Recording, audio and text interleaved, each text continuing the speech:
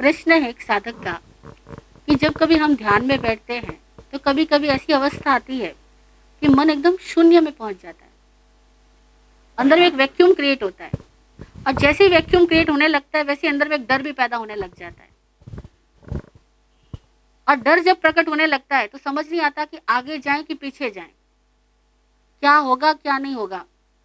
और उतने में ही दिमाग जैसे चालू होता है और हम ध्यान से भटक जाते हैं, बाहर आ जाते हैं और लौट करके पता लगता है कि जहां थे वहीं आ गए। तो हम इस शून्य की दशा से बाहर कैसे जाएं और उस डर से बाहर कैसे जाएं? बहुत प्यारा प्रश्न है।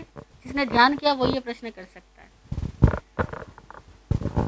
जब वैक्यूम क्रिएट होता है मन के चौथे तल पर हम जाते हैं, चेतन, अवचेतन, अचेतन, और चौथा तल होता है शून्य। विराट गुरु जी के अनुसार मन के 7 तलों में से चौथा तल शून्य है। उस शून्य की दशा में डर आना स्वाभाविक है। आप कह रहे हो कि डर आता है यानी दिमाग चलता है। जब कुछ नहीं होता है तो दिमाग कैसे चल सकता है? हकीकत में डर का संबंध दिमाग से नहीं है। भय एक ऐसा कंपन है जिसका संबंध हृदय से है।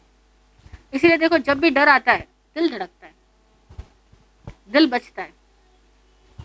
भय का संबंध, प्रीति का संबंध, लोभ का संबंध हृदय चक्र से जाता है।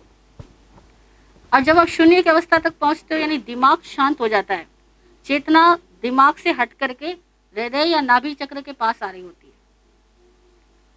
हृदय चक्र, अनाहत चक्र या मणिपुर चक्र तक आ रही होती है। और ऐसी टाइम के अंदर हमारा मन करता है अब क्या होगा। उस टाइम में क्या करना? एक ही काम करो। जगत गुरु आचार्य सम्राट विजय शांति सुरेश्वर जी, उनके 3 वचन प्रसिद्ध है। उनमें से पहला वचन यह है कि जब भी जिस भी चीज से घबराते हो, जो भी स्थिति भय पैदा करती है, आप उसी स्थिति से आमुख बनो, यानी उसी को फेस करो। अब केवल भय को देखने वाले बन जाओ। एक आंख बन जाओ जो भय पे टिक गई है। एक आंख बन जाओ जो भय पर टिक गई है और मात्र भय को देखो। और देखते ही जाओ, देखते ही जाओ, देखते ही जाओ। भूल जाओ ना आगे को ना पीछे को। क्या होगा इस पकड़ को भी छोड़ दो। कहाँ जाऊंगा, जीऊंगा कि मरूंगा, शरीर छूट जाएगा, शरीर मर जाएगा या बचा रहेगा, किसी की भी ख्याल याद भी एक पल के लिए आती है, उसको भी छोड़ दो। ऐसे हो जाओ जैसे नहींवत हो और केवल एक दृष्टि बन गए हो जो केवल भय को देख रही है। और पूरी दृष्टि बन करके समग्रता से अगर भय को देखना स्टार्ट कर दोगे, उसी भय में ही सिद्धि छुपी है। उस भय में ही सिद्धि घटित होगी। और अगर भय से भयभीत हो गए तो नीचे गिर जाओगे। पागल भी हो सकते हो, बीमार भी हो सकते हो। एक भाई मिले मुझे कुछ समय पहले मुंबई में ही। उन्होंने जब ध्यान का अभ्यास प्रारंभ किया तो उनको डर सताने लगा। इतना डर सताता और अब तक इतना सता रहा था कि जैसे ही आंखें बंद करने बैठना शुरू करते पूरा शरीर कंपने लग जाता। तो जिनके सानिध्य में, जिनके गाइडेंस में वो ध्यान कर रहे थे, वो लोग भी घबरा गए।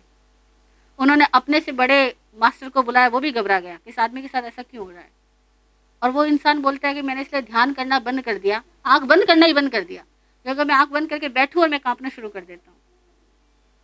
हमने कहा तो इसमें गलत क्या हो रहा है? वो बोले मेरे साथ गलत हो रहा है। हमने कहा गलत बिल्कुल भी नहीं हो रहा, ये बिल्कुल ठीक हो रहा था। आप कांप रहे थे, आप अपने कांपने को देखते। अगर दिल जोर जोर से धड़क रहा था तो इस धड़कने को देखते। किसी को कहने जाने की जरूरत नहीं है। उसी अनुभव में गहरे डूबो, स्थिर बनो। संकल्प करके बैठ गए कि ध्यान में बैठना है तो फिर बैठना है। फिर बीच में से पलायन मत करो और उस शून्य में प्रवेश कर जाओ। और शून्य में प्रवेश करने में केवल गुरु ही सहायक होता है, क्योंकि गुरु पे आपकी दृढ़ आस्था और श्रद्धा है तो छलांग लग जाएगी। और वहां पर श्रद्धा की परीक्षा होती है, क्योंकि वो अज्ञात है। वहां भीतर से सारी पुरानी चीज अपकड़ती है कि अगर सब कुछ छूट गया तो वहां पकड़ को छूट जाने दो और एक आंख मूंद करके गिर जाओ, खुद को धकेल दो। और जैसे ही खुद को धकेल दोगे वैसे ही पता लगेगा कि अनंत हाथ आपको थामे खड़े थे। पूरा ब्रह्मांड आपको थामे खड़ा था, लेकिन खुद को खुद पकड़ के रखोगे तो ब्रह्मांड आपको नहीं पकड़ सकेगा, आपका गुरु आपको नहीं पकड़ सकेगा। और जिस समय कंप्लीटली खुद को छोड़ दोगे उसी समय घटना घटेगी। लेकिन अब ये बातें आपको मैंने बुद्धि से समझा दी तो मुश्किल है। कुछ चीज़ें ऐसी है ध्यान की, जहाँ बुद्धि से समझ आ जाए तो ध्यान में आगे की प्रगति रुक जाती है। खैर, आपका सवाल था इसलिए जवाब दिया हमने कि शून्य को देखने वाली आंख बन जाओ। जय हो।